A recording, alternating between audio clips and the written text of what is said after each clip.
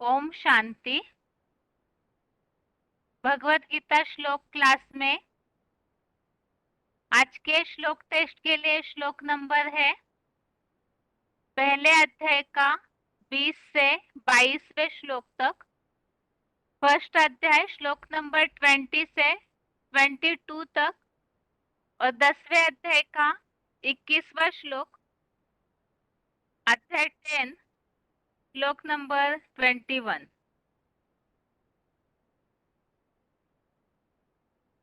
Test के लिए पहला प्रश्न है,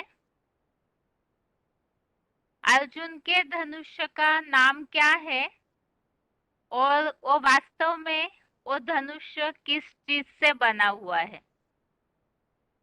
अर्जुन के धनुष का नाम क्या है और वो धनुष किस चीज से बना है?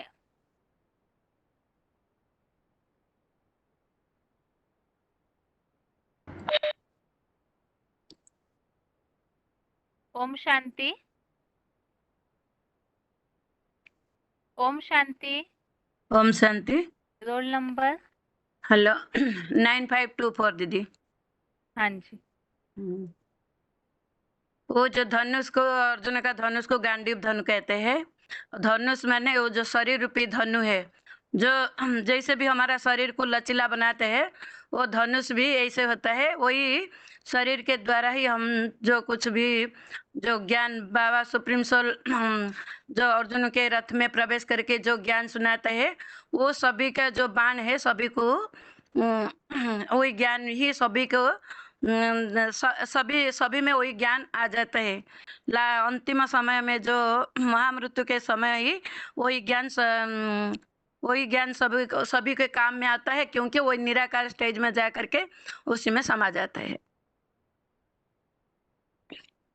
ठीक है माता जी। ओम शांति। ओम शांति। अगला प्रश्न है,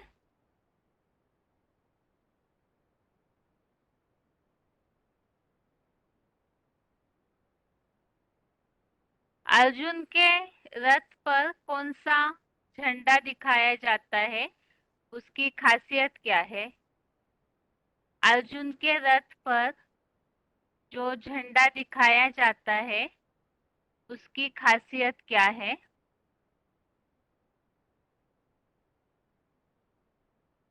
फोन अनम्यूट है किसी का? ओम शांति। ओम शांति। Roll number 28216 Madhuban Bhadrak. हाँ जी।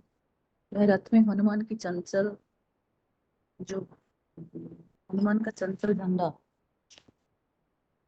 जो विजय पताका है, बाबा बोलते हैं ना, वो ब्रह्मा की सोल जो इंस्पायरिंग पार्टी है, जो रुद्रमाला को इंस्पायर करता है, वो श्लोक में आया है।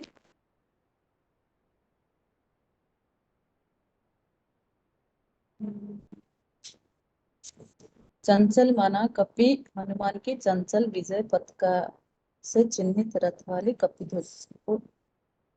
ध्वजा धारण करता ये जो हनुमान है। चंचल माना कपि हनुमान की चंचल विजय पताका, ये 1:20 श्लोक में है। ठीक है माता जी, श्लोक बताइए। श्लोक है, अथ व्यवस्थितं दृष्ट्वा धृतराष्ट्रं कपिध्वजः प्रभृते शस्त्र संपाते धनु उद्यम्य पांडवः। अर्थ?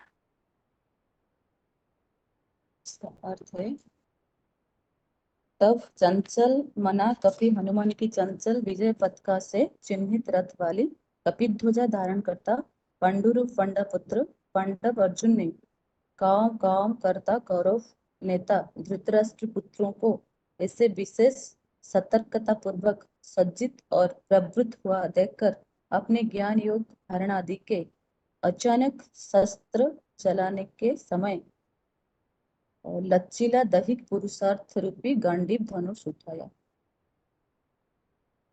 ठीक है माता जी। ओम शांति।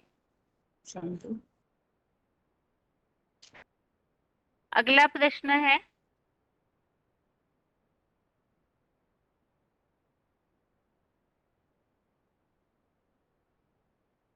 अर्जुन का रथ जो है वो युद्ध भूमि में किस स्थान पर खड़ा है? अर्जुन का रथ युद्ध भूमि में किस स्थान पर खड़ा है? जो भगवान को अर्जुन ने बोला है कि मेरा रथ खड़ा कीजिए, तो कहाँ पर खड़ा करने के लिए बताया है? फोन अनम्यूट है। हेलो ओम शांति। दीदी, ओम शांति। एक का हम 21वां श्लोक में बताया दीदी, हाँ, देहबनी हाथियों की पूरी हस्तिनापुर में बोला बताया। अर्जुन का रथ कहाँ खड़ा है? हस्तिनापुर में। दोनों सेनाओं के बीच खड़ा करने को बोला है। हाँ, वो दोनों सेनाएं मतलब?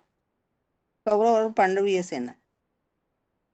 ठीक है। उसका अर्थ है अवश्य ही गुप्त रूप से सुरक्षा पूर्वक खड़ा कीजिए। इसके संबंधित एक पॉइंट सुना था हमने, उसमें क्या बताया बाबा ने? वो सेना निरीक्षण का प्रसंग बताया था अर्जुन द्वारा। कि रथ के ऊपर का झंडा इंस्पिरिंग पार्टी के बाद ब्रह्मा बाबा सोल इंस्पिरिंग पार्ट जब तक वे वो रथ सही चलते हैं। अर्जुन को हुआ अहंकार, वो ध्वज ध्वज धारण करके लचीला देह की पुरुष की बात कर रही है। नहीं, अर्जुन का रथ जो दोनों सेनाओं के बीच में खड़ा है, इस हाँ। संबंधित एक पॉइंट हमने वार्तालाप का सुना था, तो उसमें क्या बताया था बाबा ने? शंख का ढेर सारा नाम दिए है। इसमें ये बात भी शंख माने बजाया कि मुख भी शंख की बात है कि मुख से जबरदस्त निकलती है आवाज, किसी की मीठी किसी की तीखी रहती है, भयंकर रहती है। ऐसे ही धनुष का नाम रखा है। शरीर रूपी धनुष पुरुषार्थ शरीर से होता है। हीरो पाटधारी है, शरीर है। हरे अंग से सेवा करता होगा तो वो पाठ बजाने वाले की बात हुई। ठीक है माता जी। ओम शांति।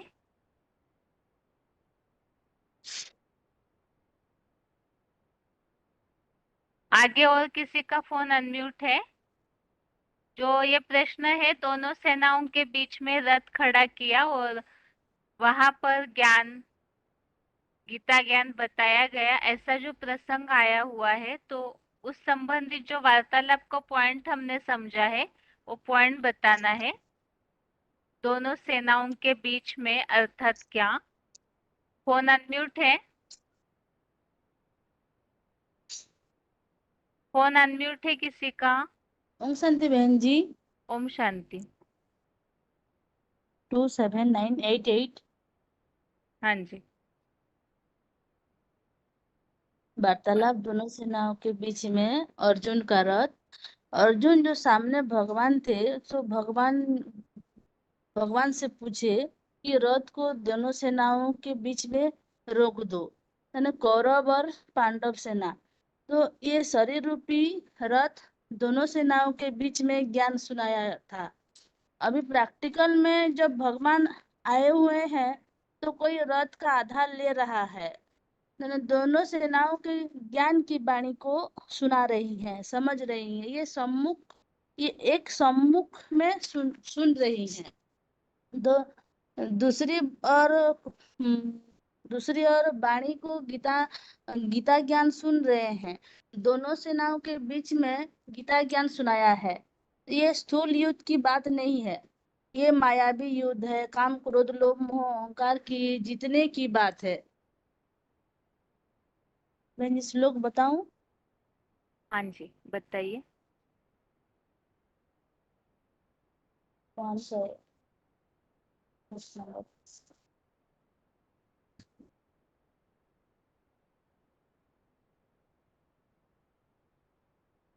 हेलो। उसी के सम तदा वाक्यमिद महीपते अर्जुन उवाच सेनयोरुभयो मध्ये रथम स्थापय मर्त्यच्युत।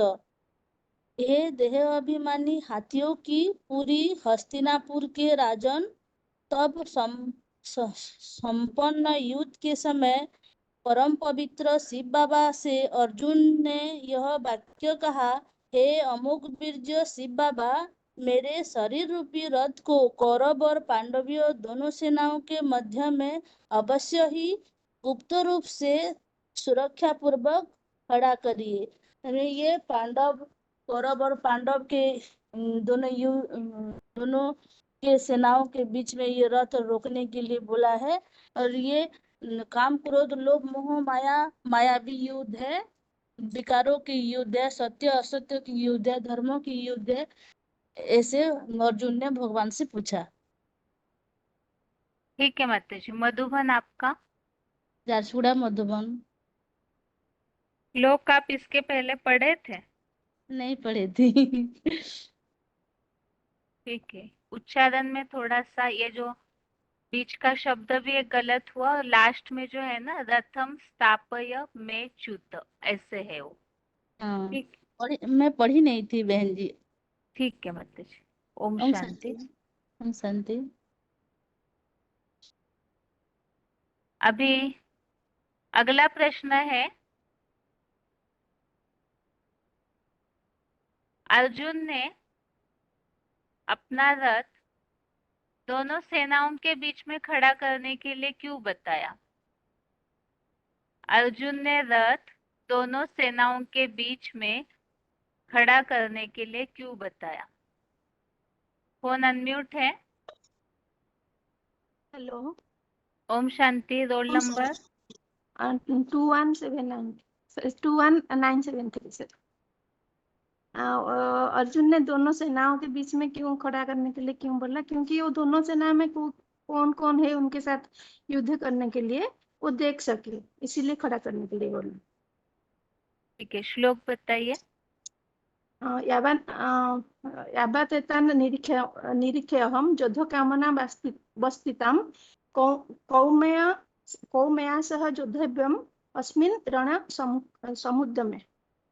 इसका मीनिंग बताऊं दीदी? हाँ जी। हाँ, जहाँ से मैं अपने विशेष सहयोगियों सहित इस कौरव को निरीक्षण कर सकूं, इस धर्म युद्ध के लिए उत्सुकता पूर्वक खड़े हुए किन सक्रिय विरोधियों के साथ मुझे इन अंतिम धर्म अधर्म अथवा सत्य असत्य के महाभारत युद्ध में लड़ना है। फुटनोट नीचे वाला पढ़ो ना दीदी। वो नहीं पढ़ी है मतलब। ठीक। मधुबन। भुवनेश्वर। ठीक। ओम शांति।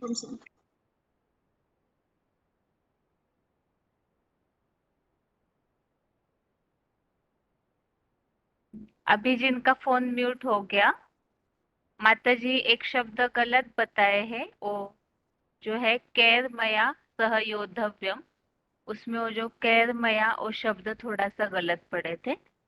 अभी आगे का प्रश्न है,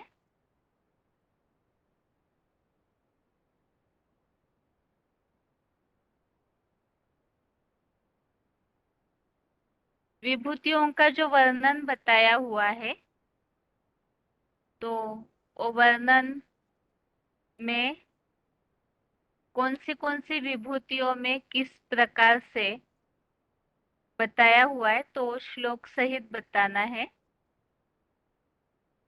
फोन अनम्यूट है।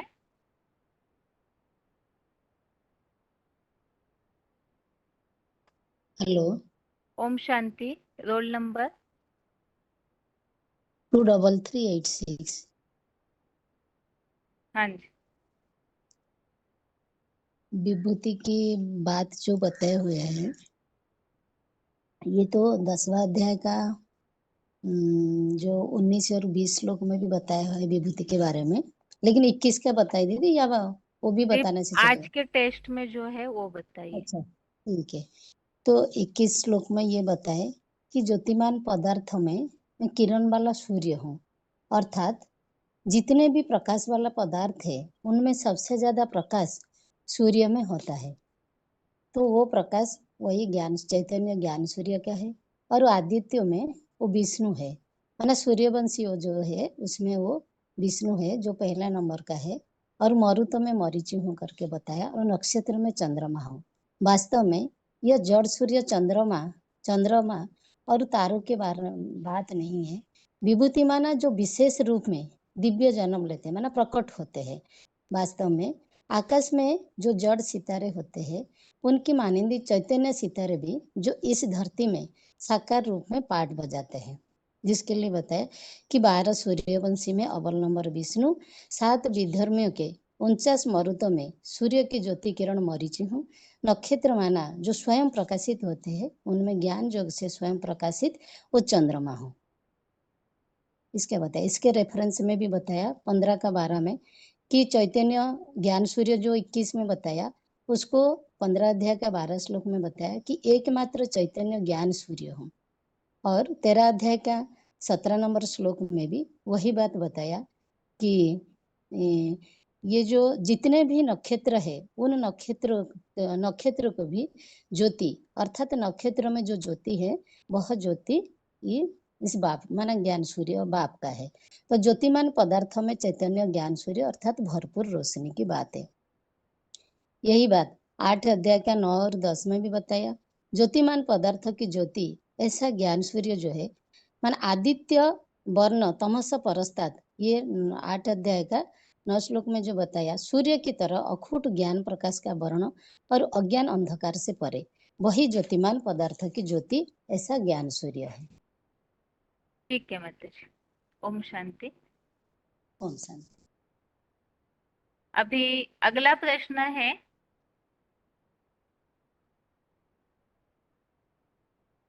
युद्ध भूमि में अर्जुन अपना धनुष लेकर के उठ खड़े होते हैं या अलर्ट होते हैं, उसका कारण क्या है?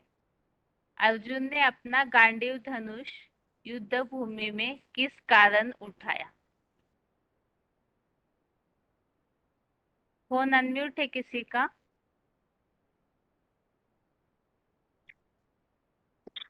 ओम शांति। ओम शांति। Roll number 5494।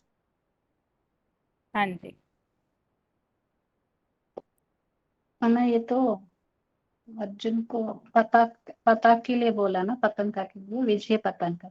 अर्जुन ने इंस्पिरेशन। अपना गांडीव धनुष क्यों उठाया, उसका कारण क्या है?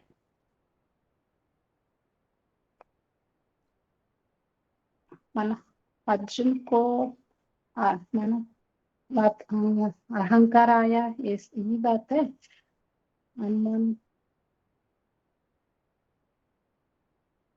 अर्जुन ने अपना का धनुष लक्ष्य। क्यों उठाया?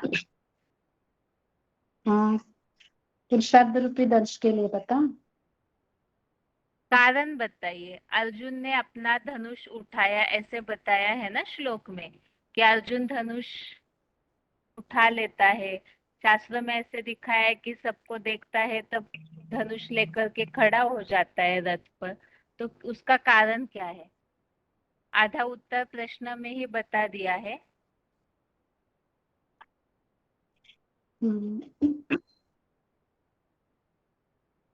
आप प्रश्न समझे हैं माता जी? वो इसको समझ में नहीं आ रहा है। पुरुषार्थ रूपी ठीक। दर्श, गांडीव दर्श। आप 10वें अध्याय का 21वां श्लोक पढ़ के बताइए।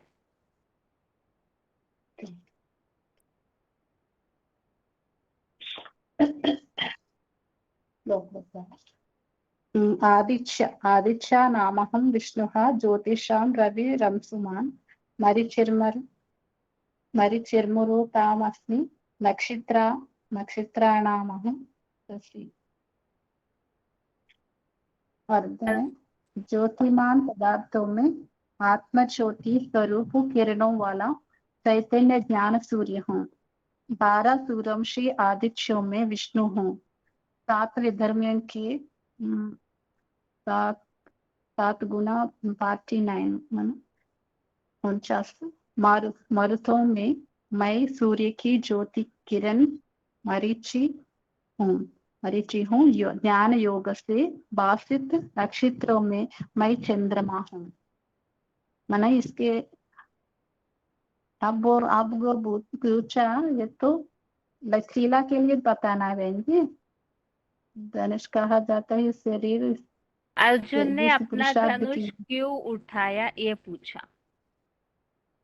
ये तो यही बात है, वो वहाँ अर्जुन को आ गया अहंकार, हवाजा उतार, हाँ हवाजा उतार दी, उस पर अनुमानता करने लगे। ये बात के लिए पूछा, नहीं वो माता जी, धारण आप करता। अभी सुनिएगा आगे उत्तर। ठीक है, ठीक। ओम शांति।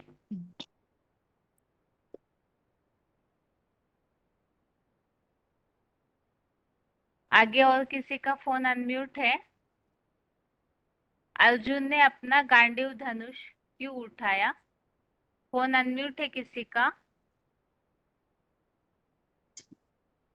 हाँ जी, हाँ जी, ओम हेलो। शांति। ओम ओम शांति। शांति। Roll number? Roll number 16,485। हाँ जी, हाँ जी। हाँ अ, माता जी बताइए। इसका उत्तर है दीदी कि अर्जुन ने गांडीव धनु खड़े क्यों हुए, क्यों किया है ना। तो उनका मोह, थोड़ा मोह लग गया कि शरीर शिथिल हो गया और मुख अत्यंत सूखने लगा और थोड़ा शरीर में कंप हो गया, रोंगटे खड़ा हो गया, इसलिए वो गांडीव धनु खड़ा किया। माता जी, आज जी के टेस्ट में पहले अध्याय का 20 से 22वां श्लोक है, उसमें अच्छा इसका उत्तर है कि अर्जुन अपना गांडीव धनुष क्यों उठाते हैं। अच्छा। तो आप देखिए पहले माता जी, फिर उत्तर ठीक है, दीजिए। तब तक किसी और का फोन अनम्यूट करती हूँ। ठीक है। आप पहले पढ़िएगा 20 से 22वें श्लोक में से किस श्लोक में इसका उत्तर है, आप देखिए। फोन अनम्यूट है आगे किसी का?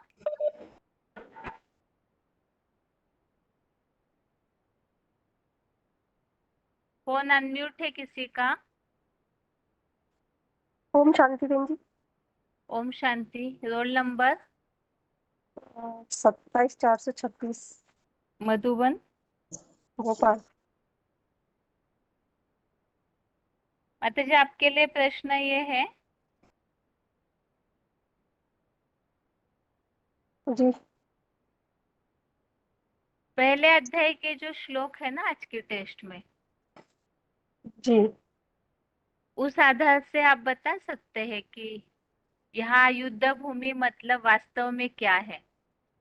अगर किसी को आपको समझाना है इन श्लोकों के आधार से, तो आप कैसे समझाएंगे? या तो भूमि जो माता जी को पहला प्रश्न पूछा आप उसका भी उत्तर दे सकते हैं। बहन गांडीव जी। धनुष क्यों उठाया अर्जुन ने युद्ध भूमि में? जी बहन जी, मतलब एक मिनट। लोग तो, मतलब पांडवों, अर्जुन ने जब कौरव सेना को युद्ध के लिए उत्सुक देखा तो मतलब उन, अरे बहन जी वो, सही बता रहे हैं आप, अपनी बात पूरी कीजिए, आप उत्तर सही दे रहे हैं।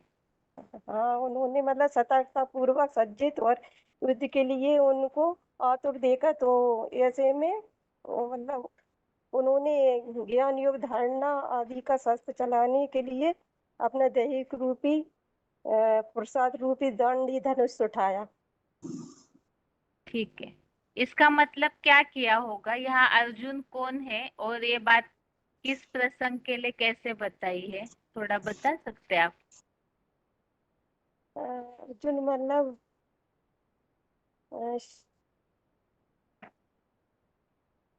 राम वाली आत्मा, हाँ तो उनने मतलब ज्ञान सुनाने के लिए मतलब आतुर हो गए कि मतलब। ठीक है माता जी। सॉरी बहन जी। हाँ ठीक बताया आपने उत्तर माता जी, ठीक है। ओम शांति। शांति। पहले से जिनका फोन अनम्यूट है, हाँ हेलो जी, हेलो। माता जी, हाँ आप जी, बताएंगे उत्तर अभी? हाँ जी। क्योंकि बताइए। जो जो चंचल मन रूपी हनुमान की चंचल विजय पताका से चिन्हित रथ कपिध्वज धारण करता पाण्डुरूप पंकर पुत्र पांडव अर्जुन ने तो कौरव अर्थात कौरव कर्ता कौरवित्व नेता धृतराष्ट्र पुत्रों के विशेष ऐसा सत्कर्ता पूर्वक सज्जित और प्रवृत्ति हुआ देखकर अपने ज्ञान योग धारणा के अचानक शस्त्र चलाने के समय लचीला दैहिक पुरुषार्थ रूपी गांडीव धनुष उठाया। आप बताइए माता जी, ये पढ़ करके ये- आप क्या समझे इस बात से? इसको पुरुषार्थ रूपी जुन शरीरधारी जो शिव बाबा जिसमें प्रवेश है राम वाली आत्मा वो पुरुषार्थ के लिए लचीला दैहिक पुरुषार्थ रूपी गांडीव धनुष उठाए, माना एकदम कंट्रोल में शिव बाबा को कंट्रोल में शिव बाबा का जो कन्विंस करते हैं कन्विंस होते हुए लचीला पुरुषार्थ प्यार भरी पाठ प्यार का सागर भी है ना। माता जी, यहाँ युद्ध भूमि में अर्जुन रथ पर खड़े हैं हाँ और जी उस समय उन्होंने जब युद्ध भूमि में सारा वातावरण देखा तो उन्होंने धनुष उठाया। उठाया। तो धनुष उठाना मतलब क्या किया होगा? आप इस बात से क्या समझ रहे हैं ये बताइए। यहाँ युद्ध भूमि कौन सी है?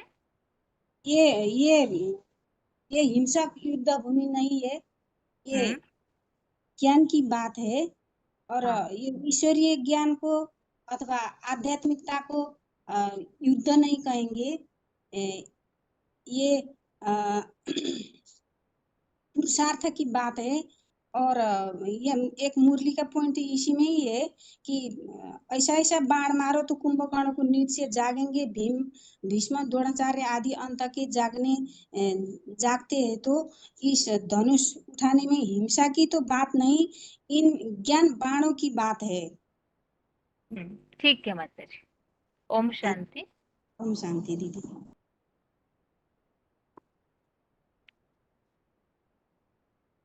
अभी 5 मिनट के लिए टेस्ट के प्रश्नों में गैप होगा।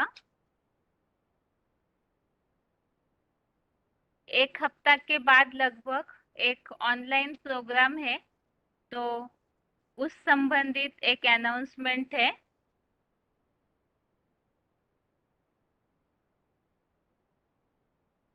जो स्मार्टफोन से जुड़े हैं ऐप द्वारा, तो उन्हें अभी स्क्रीन शेयर होगा, तो उस स्क्रीन में सारा डिटेल है। बाकी इसके अलावा जो डायलिंग नंबर से जुड़े हुए हैं तो पेन लेकर के बैठिए ताकि नंबर नोट कर सके। हर बार की तरह यहाँ पर जैसे अभी तक कोई ना कोई अलग त्योहारों के कारण मधुबनों में भी संदेश देने का प्रोग्राम रखा जाता है और ऑनलाइन भी संदेश देने का प्रोग्राम रखा जाता है। तो इसी तरह से अगले हफ्ते से ये ऑनलाइन संदेश देने का प्रोग्राम रखा जा रहा है। तो इसी संबंधित ये अनाउंसमेंट है। स्क्रीन शेयर जो ऐप द्वारा जुड़े हुए हैं उन्हें स्क्रीन दिख रहा होगा और ये ऑनलाइन प्रोग्राम का विशेष उद्देश्य है अंतर्राष्ट्रीय योग दिवस के अवसर पर। जैसे कि जो लोग थोड़ा सा बाहर की दुनिया की न्यूज़ वगैरह देखते होंगे तो जानकारी रखते होंगे इस बात की कि अंतर्राष्ट्रीय योग दिवस जो हर साल मनाया जाता है, इसी हिसाब से इस बात में तो हम सब जानते हैं कि भारत का प्राचीन राजयोग प्रसिद्ध है, लेकिन वास्तविकता जो प्राचीन राजयोग की मूल बात है वो छिप गई है और इसके बदले में आज भक्ति योग, हठ योग, अलग अलग प्रकार के कर्म योग, बहुत सारे एक्सरसाइज, प्राणायाम वगैरह योगा के नाम पर सिखाया जाता है। तो इससे वास्तव में मन की शांति तो होती नहीं है। आज सब मानसिक शांति के लिए भटक रहे हैं, मंदिर मस्जिद गुरुद्वारे में कोई ना कोई ठिकाने ढूंढते रहते हैं, मेडिटेशन के अलग अलग तरीके अपनाते हैं ताकि शांति मिले, लेकिन ये सब मनुष्यों के द्वारा सिखाए हुए योग है जिनके द्वारा वास्तविक शांति प्राप्त नहीं हो सकती। तो भारत का प्राचीन राजयोग जो स्वयं भगवान सिखाते हैं, जिसका उल्लेख भगवत गीता में दिया हुआ है कि वास्तव में राजयोग अर्थात क्या है और असली मन की शांति क्या है। तो ये इस प्रोग्राम के अवसर पर इसी कारण से ये रखा हुआ है। मधुबनों में अलग अलग डेट्स पर रखा हुआ है, तो आप जिस मधुबन से जुड़े हुए हैं आप उस मधुबन में कांटेक्ट करके आप अपने प्रोग्राम का डेट पूछ लीजिए। जो लोग जा सकते हैं तो आप उन्हें जरूर ले जाइए। बाकी ऐसे भी बहुत सी आत्माएं हैं जो चलकर जाना नहीं चाहते कहीं भी, तो उनके लिए ये ऑनलाइन संदेश का प्रोग्राम जो घर बैठे बैठे ईश्वरीय संदेश उन्हें दिया जा सकता है। जिन्हें स्क्रीन दिख रहा है वो स्क्रीनशॉट ले सकते हैं। इसके अलावा हर बार की तरह जो जनरल नंबर है 9891370007, इस नंबर पे इसका स्टेटस डाला हुआ होता है। इसके अलावा वही नंबर जो जनरल नंबर है हेड ऑफिस का 9891370007, इस नंबर के व्हाट्सएप पर से आप लिंक मंगा सकते हैं और वो लिंक सभी को शेयर कर सकते हैं। बाकी इस बात में ध्यान जरूर देना होगा, लिंक शेयर करने के बावजूद भी फोन में वेबएक्स जरूर इंस्टॉल करना होता है। तो आप जिन्हें भी बताएंगे आप जरूर इस बात की जानकारी दीजिए कि वेबएक्स जरूर इंस्टॉल करें। और अभी डायलिंग नंबर वालों के लिए ये डिटेल्स जो है आप नंबर नोट कर लीजिएगा। पहले डायलिंग नंबर है 01164800114। जो हम हर मीटिंग में जुड़ते समय डायलिंग नंबर डालते हैं वही नंबर है। फिर भी नंबर एक बार फिर से हिंदी में 01164800114। अभी मीटिंग आईडी नंबर इंग्लिश में 251621454442। मीटिंग आईडी नंबर हिंदी में 251621454442। ऐप द्वारा जुड़ने वालों को हैश लगाने की आवश्यकता नहीं है, और जो डायलिंग नंबर से जुड़ेंगे उन्हें इस नंबर के आगे हैश लगाना होगा। पासवर्ड है 210624, पासवर्ड 210624। इसमें भी डायलिंग नंबर वाले हैश जरूर लगाए और ऐप द्वारा जुड़ने वालों को हैश लगाने की आवश्यकता नहीं है। अभी इसके अलावा भाषाओं का डिटेल्स, समय सभी भाषाओं के लिए एक ही तरह है, रात को 8 से 9 बजे। सभी भाषाओं के लिए समय नाइट 8 PM से 9 PM तक। और इसके अलावा अभी भाषाएं और तारीख, गुजराती 17 जून, गुजराती के लिए 17 जून,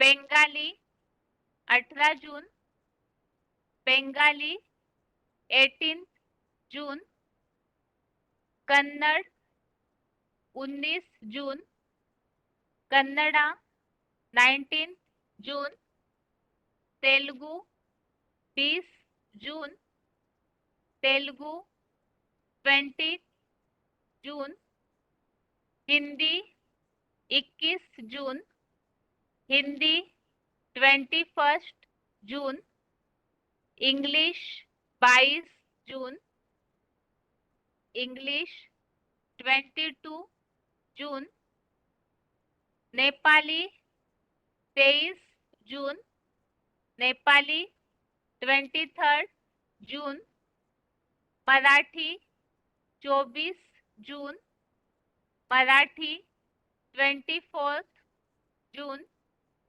तमिल 25 जून, तमिल 25 जून, उड़िया 26 जून, उड़िया 26 जून। इस तरह से ये अंतर्राष्ट्रीय योग दिवस पर रखा हुआ ऑनलाइन संदेश देने का प्रोग्राम है। तो हर बार की तरह जो भी आपके संबंधी संपर्की है, अगर आप हर बार उन्हें जोड़ते हैं तो उन्हें आप जरूर जोड़िए। उसके अलावा कुछ ऐसे नई आत्माएं हो जिन्हें अभी तक परिचय नहीं मिला है, तो आप उन्हें भी संदेश दे दीजिए। इस तरह से ऑनलाइन संदेश देने का प्रोग्राम। और अभी आगे फिर से टेस्ट के लिए प्रश्न।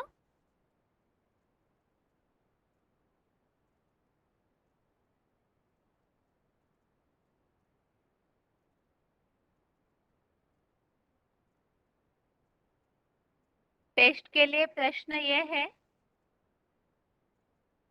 पहले अध्याय के जो श्लोक है उस आधार से महाभारत युद्ध के समय का प्रसंग इसी समय की बात है, आप कैसे स्पष्ट कर सकते हैं?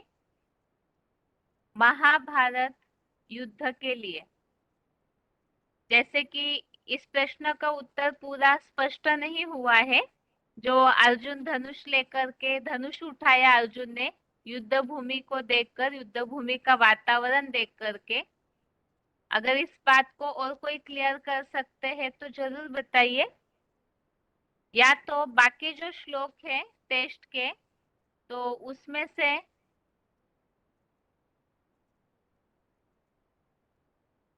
कोई भी श्लोक के लिए बताइए कि किस तरह से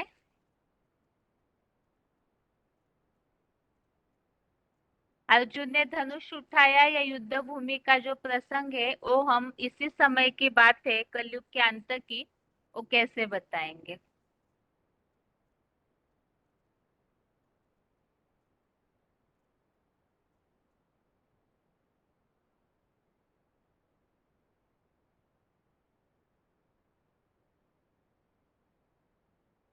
फोन अनम्यूट है किसी का? ओम शांति। ओम शांति। हाँ जी, रोल नंबर है 27882, सूरत मधुबन।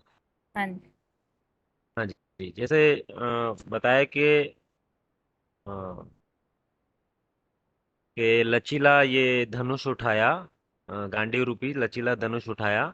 उसके लिए मतलब बाबा ने बताया है कि ये जो धनुष कहा जाता है शरीर को, माने जो जिससे पुरुषार्थ किया जा सके, माने ये जो शरीर है इतना लचीला होना चाहिए कि ईश्वरीय सेवा में जहां भी जरूर पड़े वहां लचीला बन जाए। माना जितना भी धनुष लचीला होगा उतना ही बाण तीखा मार सकेंगे। हाँ जी। और और कौरवों को युद्ध के लिए देख करके अर्जुन ने धनुष उठाया, इसे आप क्या कैसे स्पष्ट करेंगे?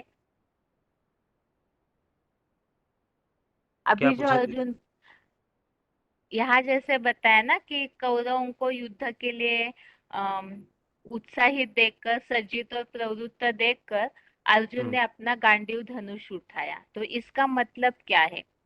शास्त्रों में तो स्थूल युद्ध भूमि दिखाई कि अर्जुन रथ पर खड़े थे, जैसे ही कौरवों को देखा युद्ध के लिए बिल्कुल आतुर है, तो अर्जुन भी अपना धनुष लेकर के सतर्क हो जाते हैं। तो यहाँ ये बात कैसे है संगम युग में? मतलब अभी पुरुषार्थ करना है ना, मतलब ज्ञान के बाण मारने हैं ना, हाँ यो जी, हिंसा की तो बात नहीं है। हाँ जी, हाँ जी। ठीक है। श्लोक हाँ। बताइए। ये पहले अध्याय का 20वां श्लोक है। अथ व्यवस्थितानं दृष्ट्वा धृतराष्ट्र कपिध्वजः प्रवृत्ते शास्त्र संपाते धनुः उद्यम पांडव। अर्थ? तब चंचल मना कपि हनुमान की चंचल विजय पताका से चिन्ह रथ वाली कपि ध्वजा धारण करता पांडव रूप पंडा पुत्र पांडव अर्जुन ने कांव कांव करता कौरवीय नेता धृतराष्ट्र पुत्रों को ऐसे विशेष सत्कर्ता पूर्वक सज्जित और प्रवृत्त हुआ देखकर अपने ज्ञान योग धारणा आदि के अचानक शस्त्र चलाने के समय लचीला दैहिक पुरुषार्थ रूपी गांडीव धनुष उठाया। ठीक है। जैसे मतलब बताया कि हाँ, जैसे ब्रह्मा ने जो पुरुषार्थ किया उससे भी मतलब ज्यादा राम वाली आत्मा ने पुरुषार्थ करके उस धनुष को तोड़ दिया। हाँ जी, हाँ जी। ठीक। ओम शांति। ओम शांति। आगे और किसी का फोन अनम्यूट है? आज के टेस्ट में जो श्लोक है उस आधार से आप महाभारत युद्ध भूमि का प्रसंग किस तरह से समझा सकते हैं? फोन अनम्यूट है किसी का?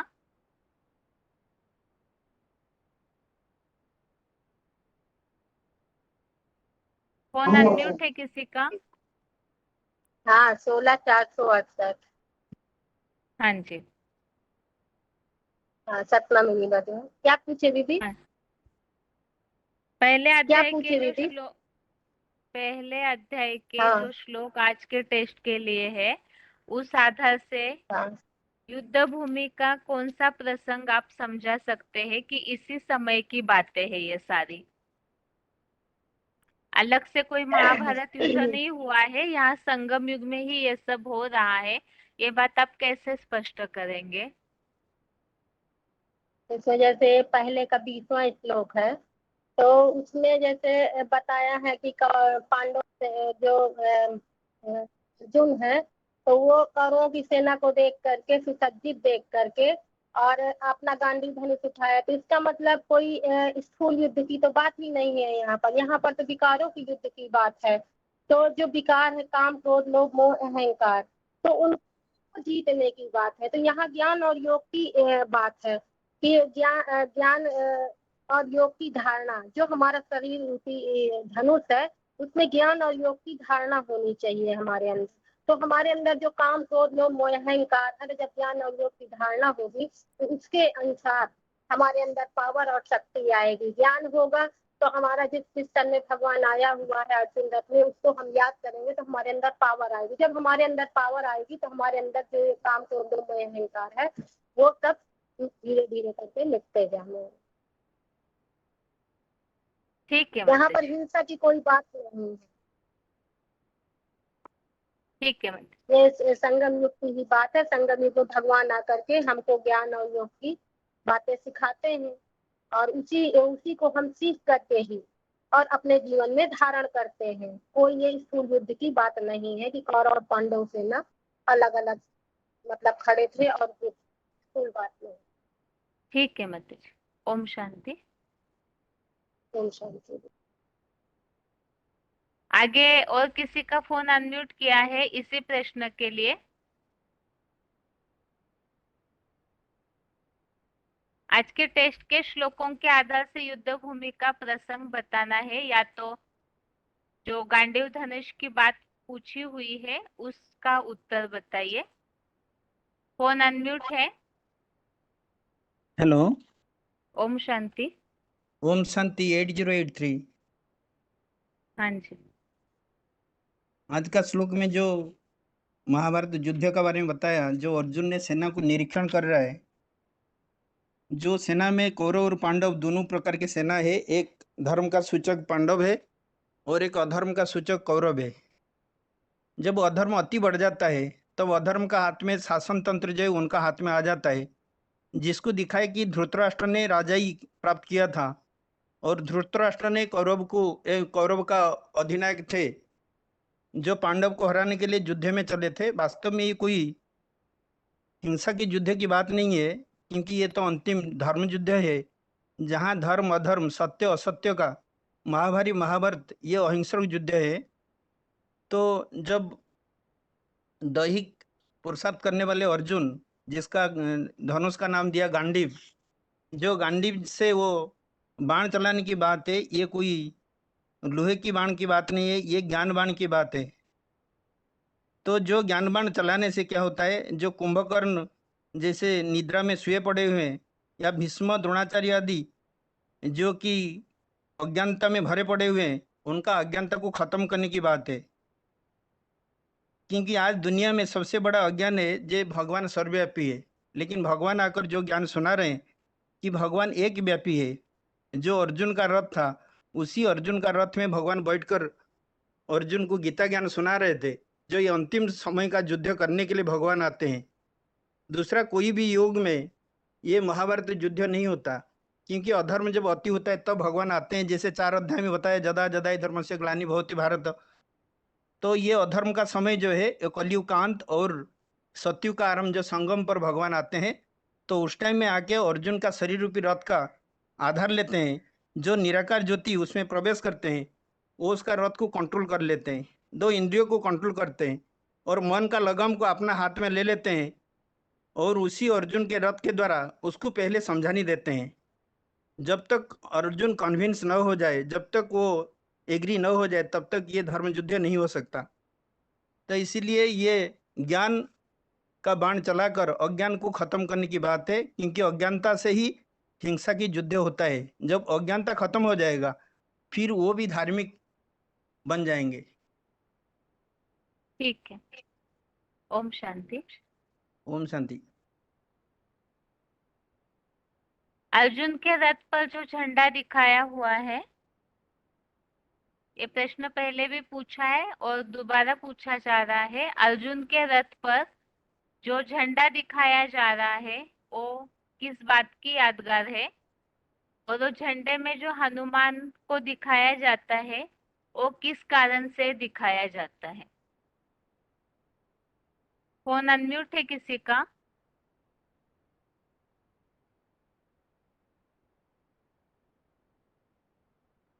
फोन अनम्यूट है?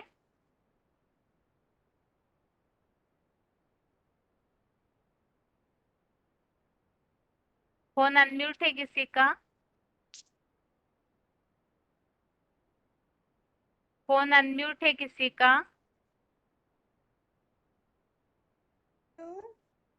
ओम शांति। रोल नंबर बताइए।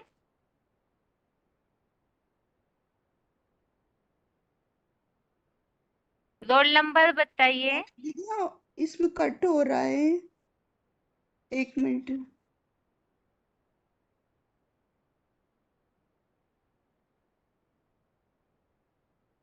हेलो दीदी। हाँ जी बोलिए। दीदी थोड़ी देर के बाद बताएंगे। हाँ, ये थोड़ा नेटवर्क कट हो रहा है। ठीक है। आगे और किसी का फोन अनम्यूट है? ओम शांति दीदी। ओम शांति। Roll number? रोल नंबर नहीं है दीदी, डोंबिवली मधुबन। हाँ जी। हाँ दीदी, वो कपिल जो दिखाया है वो ब्रह्मा बाबा के लिए दिखाया है कि ब्रह्मा बाबा ये राम वाली सोल में प्रवेश करते हैं। और एक बार वो कल बाबा ने वो भी बताया कि अर्जुन ने वो निकाल दिया ध्वज, तो उनको हारने की स्थिति में आ गए थे। तो ये उनकी ऐसा है कि प्रवेशता है कि जैसे बोलते हैं ना, इसमें भक्ति मार्ग में भी जहाँ भी राम कथा होती है वहाँ हनुमान जी रहते हैं। तो वो ये शंकर के लिए है कि शिव की सोल है और राम वाली सोल है और ये कृष्णा वाली सोल है कि ब्रह्मा बाबा प्रवेश रहते हैं। ठीक है माताजी। ओम शांति। दीदी वो हाँ युद्ध जी, के लिए बताओ। हाँ बताइए। हाँ दीदी, ये जो महाभारत युद्ध है ये एक्चुअली ब्रह्म कुमारी और प्रजापिता ब्रह्म कुमारी के लिए है, कि जो अभी ग्लानि हो रही है बाबा की रेडियो में, टेलीविजन में, टीवी में, तो उसके लिए करोड़ों रुपए खर्च हो रहे हैं बाबा को झूठा साबित करने के लिए, बाबा के ऊपर इल्जाम लगाने के लिए। तो उसके लिए अ, जो कुंभकर्ण की नींद में सोए हुए हैं, अज्ञान की नींद में सोए हुए हैं, जबकि इतनी बार उनको मुरलीस में भी ये आया है कि खुद ही वो शंकर पार्टी करके भी बोलते हैं, और जब भी ब्रह्मा बाबा अव्यक्त वाणी में बोलते हैं तो भी उनका मुंह बंद करवा दिया जाता है कि दिल्ली में स्थापना हो रही है। तो उसके लिए उनसे मतलब युद्ध करने के लिए ये बाण चलाने पड़ते हैं, ज्ञान रूपी बाण चलाने पड़ते हैं। और उसके लिए दोनों सेनाओं के बीच में क्यों रुकना पड़ता है कि ब्रह्मा कुमारी भी सुनते हैं बाबा की वाणियां, भले छुप के सुनते हैं, लेकिन जैसे एडवांस पार्टी वाले हम लोग सुनते हैं, ब्रह्मा कुमारी वाले भी छुप के सुनते हैं सब वाणियां। तो दोनों सेनाओं के बीच में ये चल रहा है। और ये युद्ध मतलब ऐसा है कि जब अगर युद्ध नहीं करेंगे तो फिर राजा ही नहीं मिलेगी। बाबा बोलते जब तक हम महाभारत युद्ध से नहीं लड़ेंगे तब तक हम राजा ही नहीं पा सकते। तो ये सत्य और असत्य का युद्ध है जिसमें अंत में जीत फिर सत्य की होनी है। ठीक है माताजी। ओम जी, शांति। Thank you. अभी हाथ सभी का नीचे किया हुआ है। दूसरे अध्याय संबंधित जिन्होंने टॉपिक रेडी किए हैं वो हाथ उठाइए। बाकी जो बता चुके हैं वो आज हाथ नहीं उठाइए ताकि फोन अनम्यूट करने में सुविधा हो। जिन्होंने एक बार भी नहीं बताया है वो हाथ उठाइए।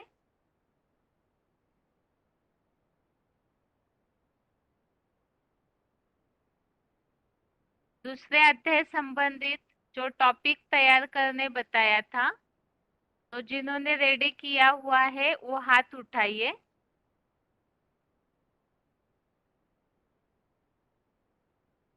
फोन अनम्यूट है किसी का? फोन अनम्यूट हेलो, है? ओम शांति दीदी। ओम शांति। Roll number? ओम शांति 22,707। हाँ जी। जैसे कि आज दुनिया में बड़े से बड़ा दुख है, बाबा ने कहा है कपड़ा रोटी मकान। तो आज तो देखा जाता है कि ज्यादातर तो रोटी का कपड़ा मकान से कोई दुखी नहीं है, सभी के पास है। लेकिन सबसे ज्यादा दुख क्या है? दुख का कारण है मन का, मानसिकता का, मन का। तो मन क्यों दुख रहता है? क्योंकि मन बहुत चंचल है। जिसे कहा है कि जैसे गीता में भी आया है कि भोगी व्यक्ति में भावना नहीं होती। अब भावना विहीन को शांति कहाँ से होगी? क्योंकि मन इंद्रियों का अनुसरण करता रहता है, इंद्रियों के विषय भोगों को याद करता रहता है। तो जैसे कि नाव वायु के द्वारा नाव हल जाती, वैसे ही इंद्रियों के द्वारा मन के मन इंद्रियों के बुद्धि को नहीं, मन बुद्धि को हर लेता है।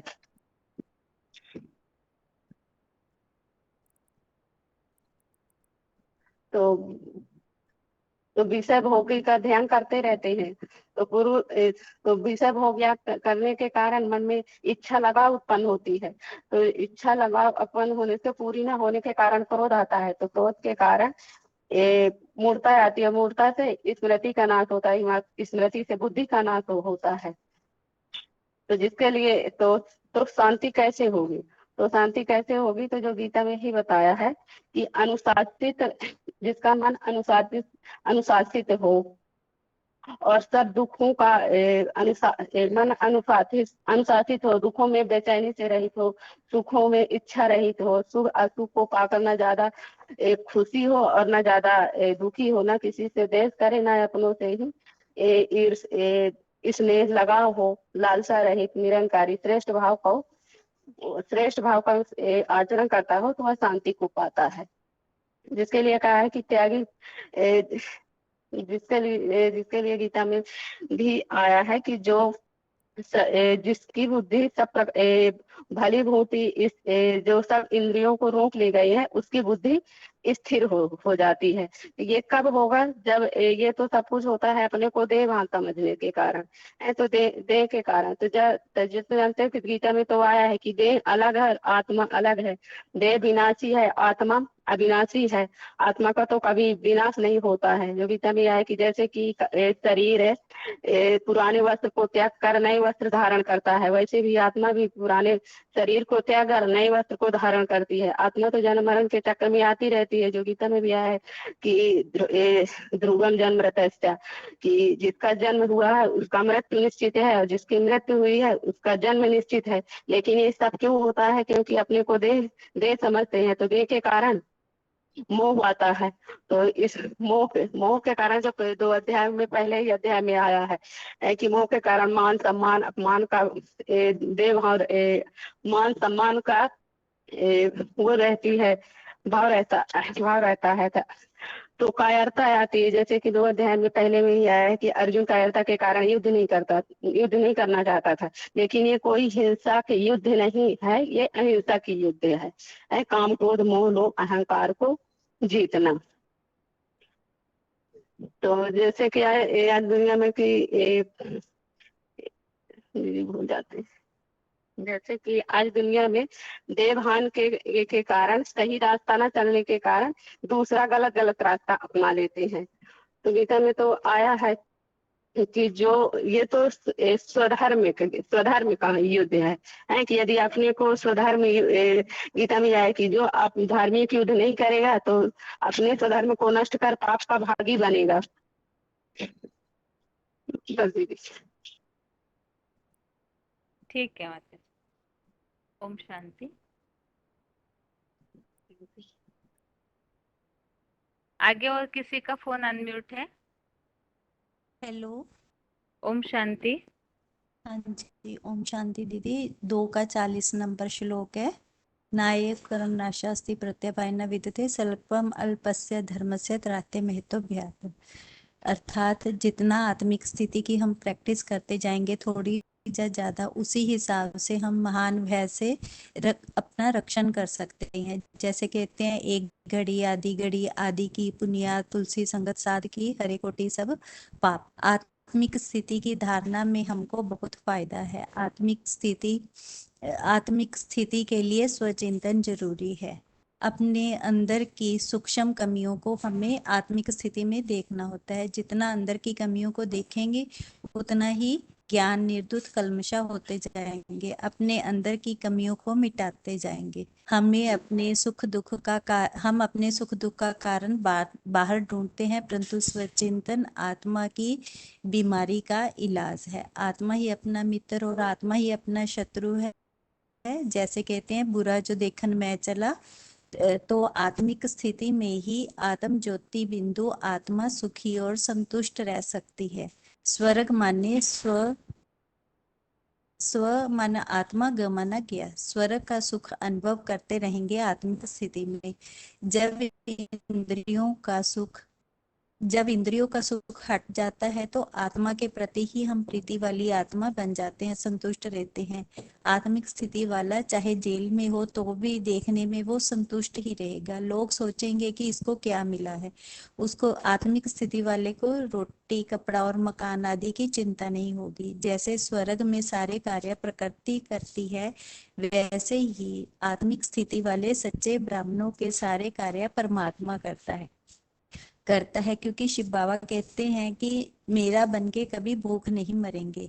जब आत्मिक स्थिति में स्थित हो जाएंगे तो परम धाम की अनुभूति होगी। आत्मिक स्थिति का सबसे बड़ा फायदा है महान भय से रक्षा, इवल सोल भूत प्रेत आदि की प्रवेशता से रक्षा।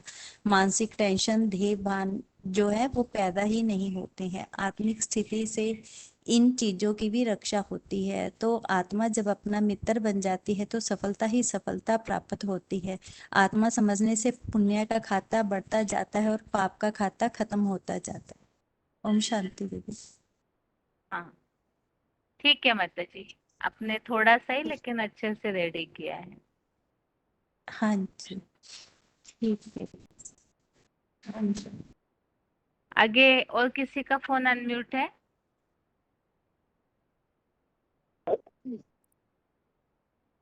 Phone hello. अनम्यूट। ओम शांति। Roll number? हाँ 4718 4718। हाँ जी। हेलो। हाँ जी। हाँ ये का मैं कारण बता रहा हूँ शॉर्ट में कि दूसरे अध्याय का 42 43 44। तो इसमें 42वां श्लोक याम इमाम पुष्पिताम प्रवदंती। बोले इसका मतलब जो वैश्विक वाले होते हैं ना, वो वैश्विक वाले सिर्फ वेदों के बातों को ही मानते माने, ब्रह्मा के मुख से जो मुरली निकली है और कागज की छपी हुई बातों को ही मानते हैं। इसके अलावा जो बाबा ने 76 जो ज्ञानामृत दिया है उस बात को नहीं मानते हैं। तो वैसे जो ब्राह्मण होते हैं उनको आपात, उनको अविवेकी जन कहा गया है, माने वो सत्य सत्य का फैसला नहीं करते हैं और वो पूरी पूरी उस वाणी से अपने फॉलोअर को अपने प्रभाव में रखते हैं ताकि एडवांस ज्ञान से वो सुन न सके। और दूसरा श्लोक आ रहा 42, उसमें बताया गया कामात्मन है स्वर्ग पराह।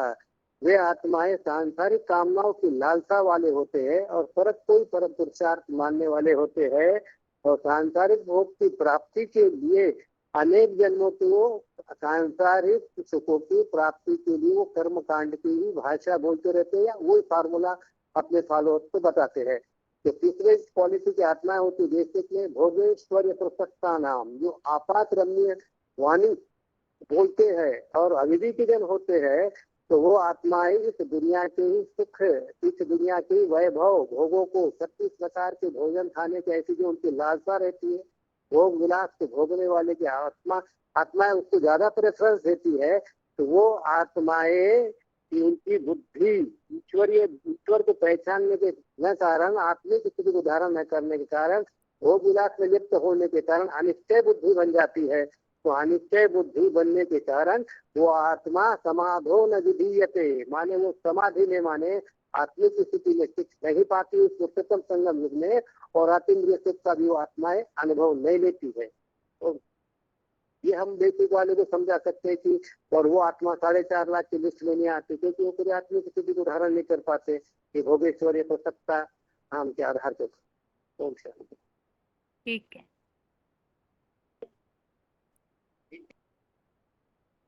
आगे और किसी का फोन अनम्यूट किया है?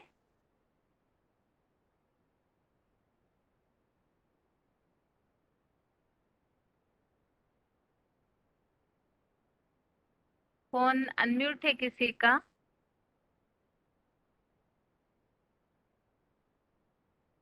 शांति बहन जी। ओम शांति। 24526 रोल नंबर, बेंगलुरु हेब्बगोड़ी। अब क्लास में कर्मयोग को फॉलो करते समय जरूर हम ध्यान में रखने वाली खास पॉइंट है, श्रीमत के अनुसार ही हम कर्म करना है। इस टॉपिक के ऊपर मैं बताती हूँ बहन जी। अब भगवद गीता में दूसरे अध्याय में 41वें श्लोक से लेकर के 46 श्लोक तक भगवान ने अर्जुन को इस बात पर सचेत करते हुए क्या बताया, ये सब मैं बताती हूँ बहन जी। श्लोक मेंशन पढ़ना माँ, श्लोक बताना माँ। नहीं मतलब श्लोक में से 1-2 शब्द। ओके माँ, ओके। स्पीकर ही बंद कीजिए अपना। हाँ स्पीकर। हाँ अब अच्छा है। हाँ ठीक है मतलब हाँ अभी भी ऑन है, ऑन है। अभी भी ऑन है? नहीं बहन जी मैं ऑफ किया। ठीक है। हाँ, महाभारत युद्ध में कुरुक्षेत्र संग्राम में भगवान ने अर्जुन को स्थिर निश्चय होकर के युद्ध करने के लिए बताया। यहाँ कुरुक्षेत्र माना कर्मों की क्षेत्र है, कर्मों की युद्ध भूमि में युद्ध करना ही भगवान अर्जुन को सिखाते हैं। लेकिन इस महाभारत युद्ध में कर्मों की युद्ध में कर्मों की युद्ध भूमि में युद्ध करते समय खास करके समझने वाली बात यह है कि कर्मयोगी बन करके ही इस कर्म युद्ध को करना है। कर्मयोग के बारे में कल्पी मुनि ने क्या बताया अब अपने सांख्य शास्त्र में, अगर कोई इस तरह से कर्मयोगी बन करके श्रीमत अनुसार कर्म करते हैं तो ही कर्म बंधन नष्ट हो जाएंगे, ऐसा बताया।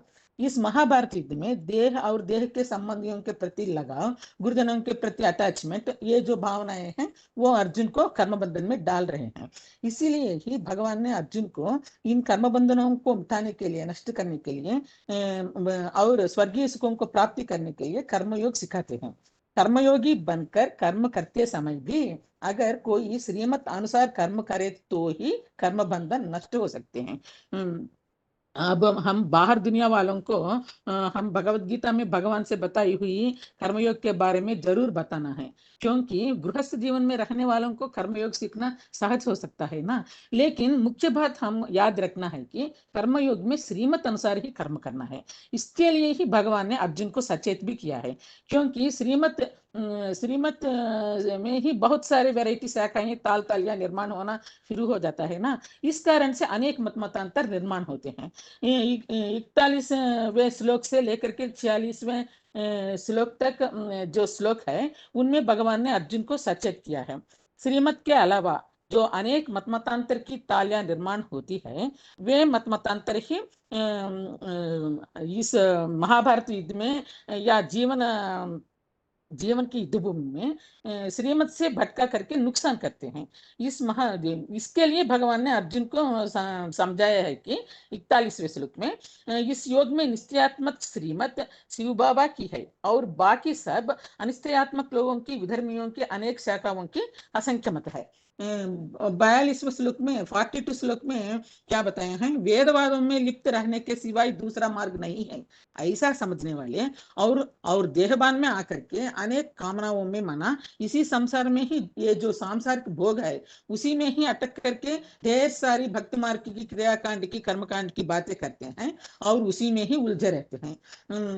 43 में ऐसे बताया, ऐसी जो मीठी वाणी वाले हैं वो बहुत सारे भोग ऐश्वर्य में आसक्त हो जाते हैं, तो वो बुद्धि को खींचते हैं, वो श्रीमत से भटका सकते हैं।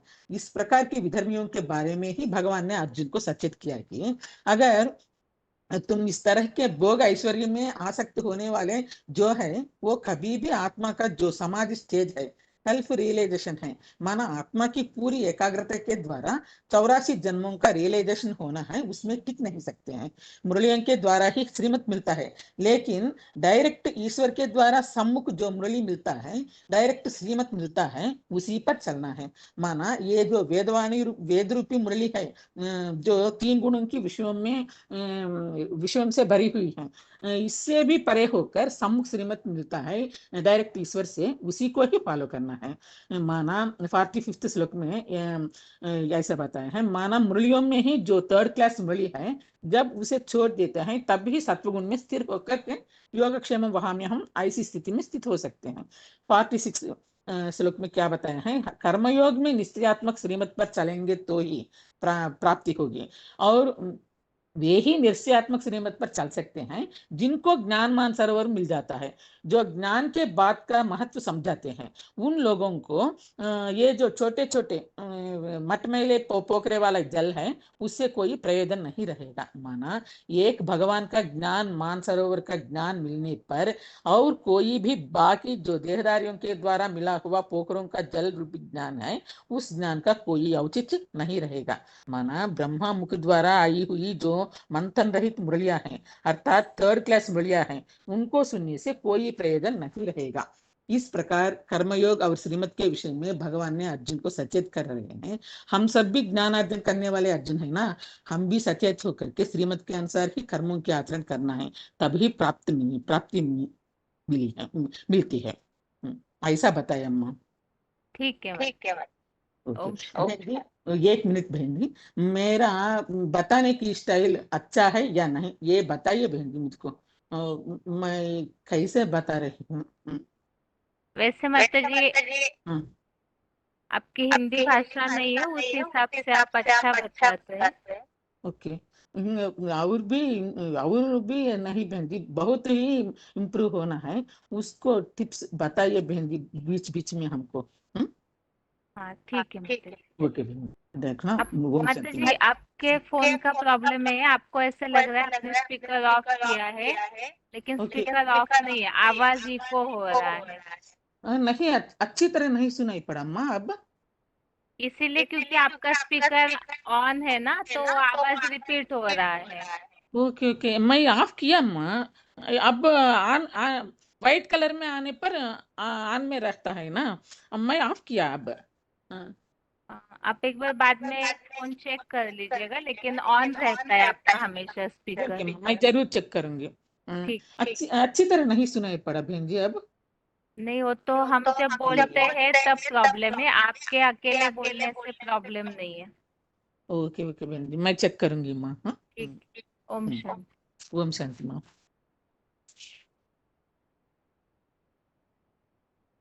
अभी तो वैसे टाइम हो चुका है, लेकिन अभी ऐसे जितने भी है जैसे पहले भी बता चुके हैं, और कोई नए ऐसे हैं माता या भाई जिन्होंने दूसरे अध्याय पर रेडी किया हुआ है, पहले से बताए हुए हैं, तो भी वो भी हाथ उठाइए। और जैसे जिन्होंने एक बार भी नहीं बताया लेकिन टॉपिक रेडी है, ऐसे हाथ उठाइए। दूसरे अध्याय के जो टॉपिक रेडी करने के लिए बताया था, तो ऐसे अभी और कितने हैं जिन्होंने टॉपिक रेडी करके रखे हुए हैं? अगर पहले आप बता चुके हैं तो भी हाथ उठाइए, ताकि ये पता चले आगे ये टॉपिक वाला जो सिस्टम है वो चालू रखना है या फिर अगले हफ्ते से कुछ नया चालू करना है। इससे पता चलेगा कि आगे के लिए क्या बताना है। तो इसीलिए अगर आप टॉपिक रेडी करके रखे हैं तो हाथ उठाइए, जिससे गिनती पता चलेगी, तो उसी हिसाब से आगे क्या तैयार करना है वो बताया जाएगा। पहले जो बता चुके हैं उनका भी अगर कोई नया टॉपिक रेडी है तो भी हाथ उठाइए।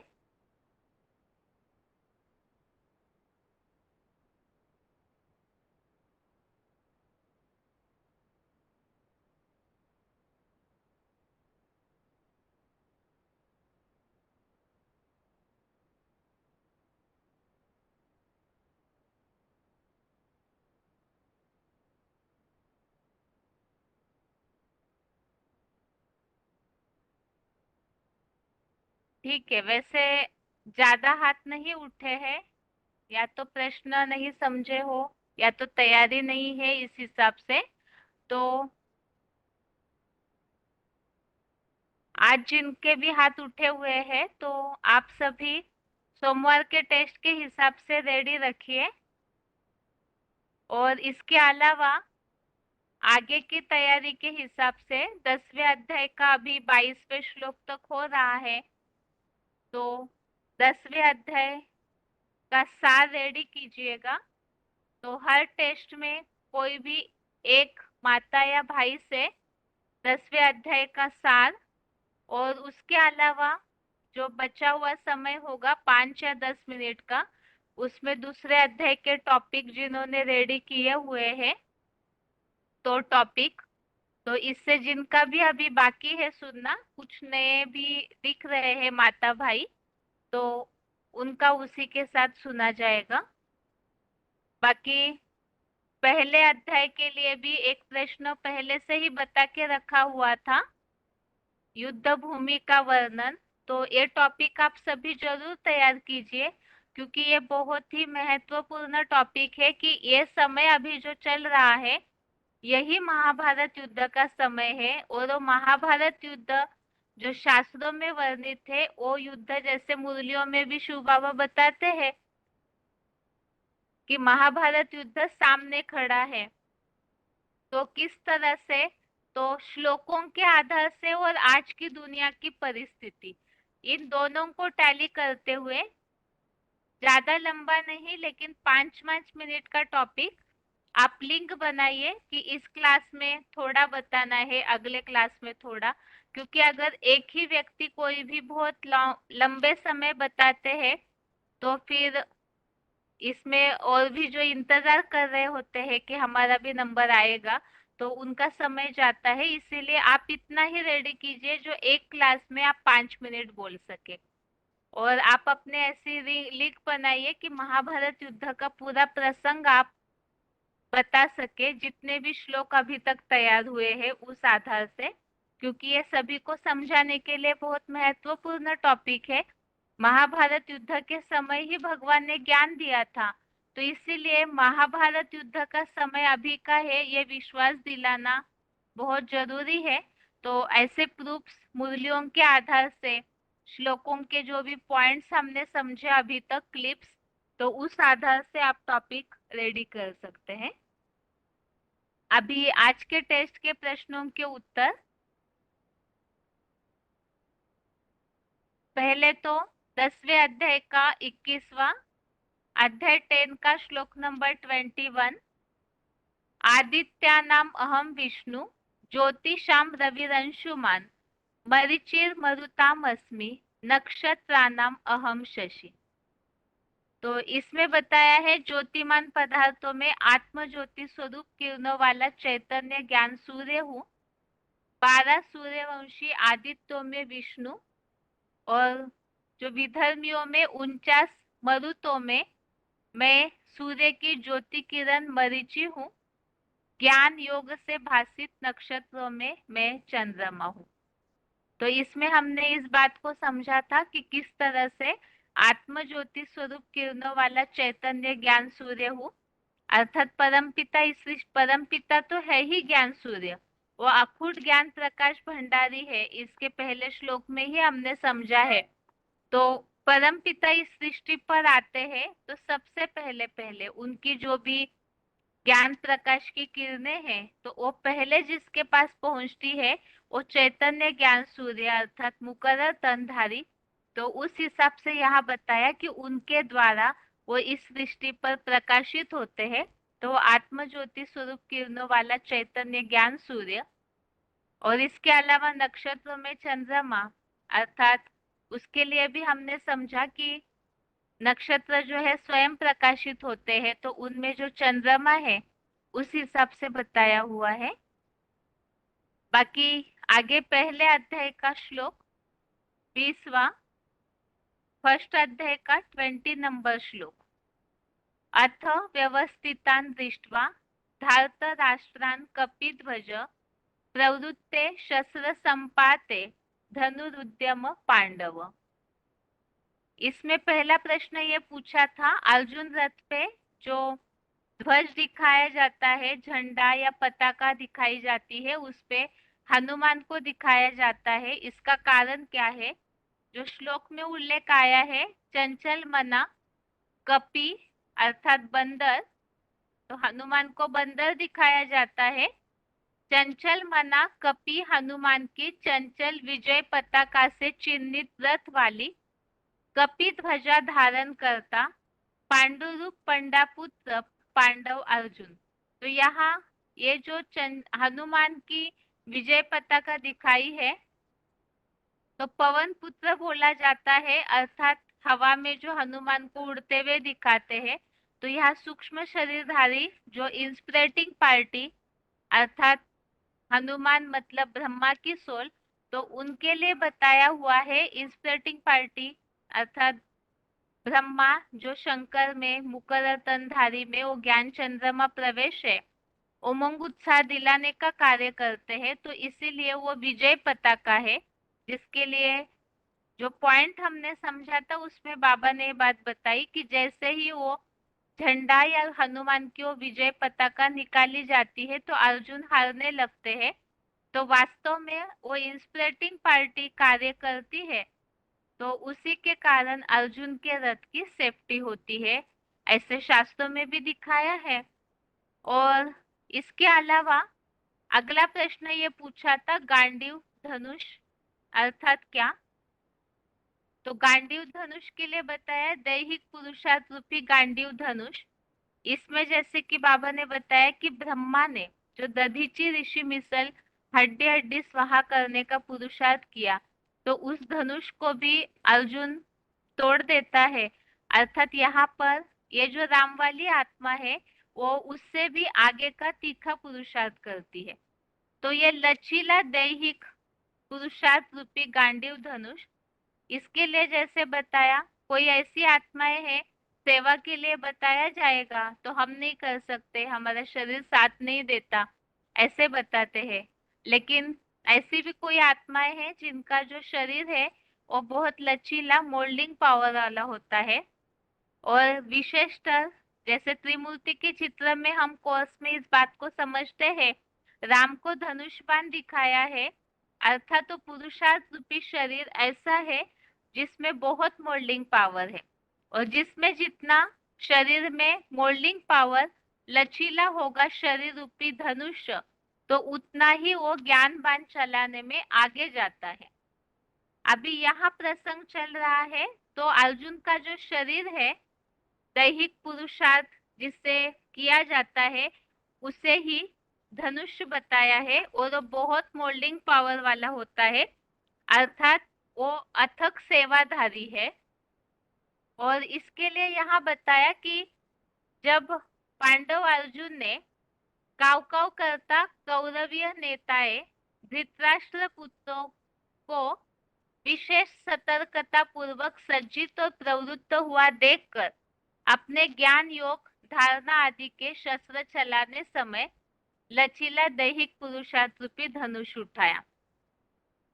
इसके पीछे हम एक श्लोक देखे थे जिसमें ये बात आई थी कि जब जो अखबारों में न्यूज़पेपर्स वगैरह में ग्लानि चलने लगती है, तो उसमें जैसे कि बाबा ने बताया कि सभी अपना अपना शंख बजाना, मतलब ग्लानि सुन करके सभी ने सेवा करना बंद कर दिया, ज्ञान सुनाना बंद कर दिया।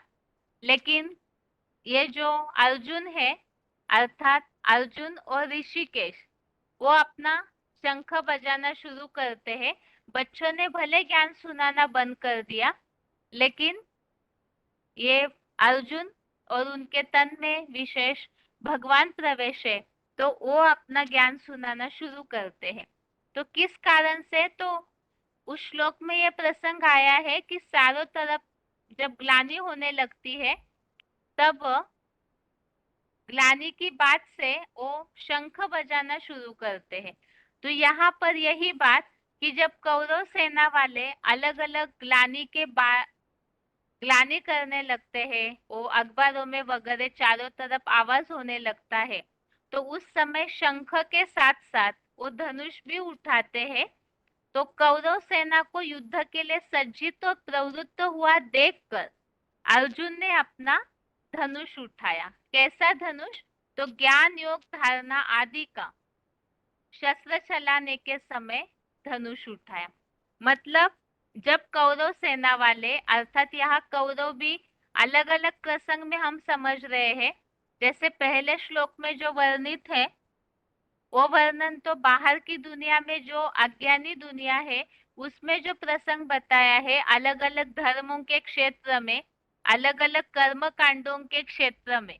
तो उस समय जो कौरव सेना वाले हैं और साथ में आधारभूत दुनिया, उसमें जो ब्राह्मण है कौरव सेना से जुड़े हुए, तो ऐसी आत्माएं जब ग्लानि करने लगती है, ये दोनों दुनिया वाले मिलके ही तो ग्लानि के बॉम्ब फोड़ते हैं, तो ऐसे समय में वो जब इस तरह से युद्ध के लिए सतर्क रहते हैं, अपने अपने अज्ञानता रूपी हिंसाचार वाले शस्त्रों को उठाते हैं। इसके पहले हमने श्लोकों में इस बात को पढ़ा है कि जो दुर्योधन की तरफ के जो भी सेनाएं हैं, वो झूठी, आतताई, हिंसक युद्ध करने में बहुत निपुण है, ऐसे बताया है। तो ऐसे युद्ध के लिए जब वो सज्जित होते हैं और अपना कार्य करना शुरू करते हैं, तब अर्जुन शंख भी पहला उन्होंने ही बजाया और धनुष उठा करके वो सतर्क हो जाते हैं, अर्थात ज्ञान योग धारणा सेवा में और ही सतर्क होकर के ज्ञान बाण चलाना शुरू करते हैं, ईश्वरीय वाणी का शंख बजाना शुरू करते हैं, अर्थात वो भी इतना अलर्ट हो जाते हैं। इसके अलावा 21वां श्लोक, श्लोक नंबर 21, ऋषिकेशम तदा वाक्यम इदमाह महीपते अर्जुन उवाच सेनयोर उभयोर मध्ये रथम स्थापय मेच्युत। तो इस श्लोक में इस बात का उल्लेख आया हुआ है कि सन्नद्ध युद्ध के समय परम पवित्र शिव बाबा से अर्जुन ने यह वाक्य कहा कि हे अमोघ वीर शिव बाबा, मेरे शरीर रूपी रथ को कौरव पांडवीय दोनों सेनाओं के मध्य में अवश्य ही गुप्त रूप से सुरक्षा पूर्वक खड़ा करिए। तो जैसे बाहर की दुनिया में महाभारत युद्ध का जो प्रसंग है उसके काफी सारे चित्र दिखने में आते हैं, तो उसमें अर्जुन का रथ बिल्कुल बीचों बीच खड़ा है और दोनों सेनाएं जो है वो बिल्कुल सतर्क और अलर्ट होकर के खड़ी है युद्ध के लिए, तो ऐसे समय दोनों सेनाओं के बीच में अर्थात कौरव सेना और पांडव सेना, तो ये सेनाएं सारी पूरी इस दुनिया में युद्ध का वातावरण है। तो ऐसे युद्ध के वातावरण में दोनों सेनाओं के बीच में अर्जुन का रथ अर्थात जिस तन में भगवान प्रवेश करते हैं वो तन इसी दुनिया के बीच में शरीर रूपी रथ इसी दुनिया के बीच में गुप्त रूप से पाठ बजा रहे हैं, गुप्त रूप से खड़ा है। और वो खड़ा है इसके लिए ही हमने वार्तालाप का एक उल्लेख समझा था, जो बाबा ने उसमें बताया था कि अर्जुन ने बोला कि मेरे रथ को दोनों सेनाओं के बीच में रोक दीजिए, तो भगवान ने तो उनकी बात मान करके वो रथ को बीच में खड़ा कर दिया और खड़ा करके बताते हैं कि गीता का ज्ञान सुनाया। तो भगवान इसी दुनिया में गुप्त रूप से कार्य कर रहे हैं और दोनों सेना वाले भगवान की उस ईश्वरीय वाणी को सुन रहे हैं। शास्त्र में तो दिखाया केवल एक अर्जुन को गीता ज्ञान सुनाया, लेकिन भगवान कोई पक्षपात तो करते नहीं है। तो भगवान जब इस सृष्टि पर महाभारत युद्ध के समय गीता का ज्ञान सुनाते हैं तो सारे ही सुनते हैं अलग अलग तरीके से। आजकल इंटरनेट में भी तो सारी जो शिव बाबा की वाणी है वो डाली जाती है, कोई सन्मुख सुनते हैं, कोई कैसे सुनते हैं, लेकिन वो गीता का ज्ञान इसी युद्ध भूमि में बताया जा रहा है और वो युद्ध भूमि में ही सभी सुन भी रहे हैं अलग अलग तरीके से। और वो ज्ञान इसीलिए सुनाया जा रहा है ताकि दुर्योधन दुशासन रूपी सबके अंदर जो काम क्रोध लोभ मोह अहंकार की माया बैठी हुई है, तो उन्हें मारने के लिए ही ये युद्ध में गीता ज्ञान दिया जा रहा है।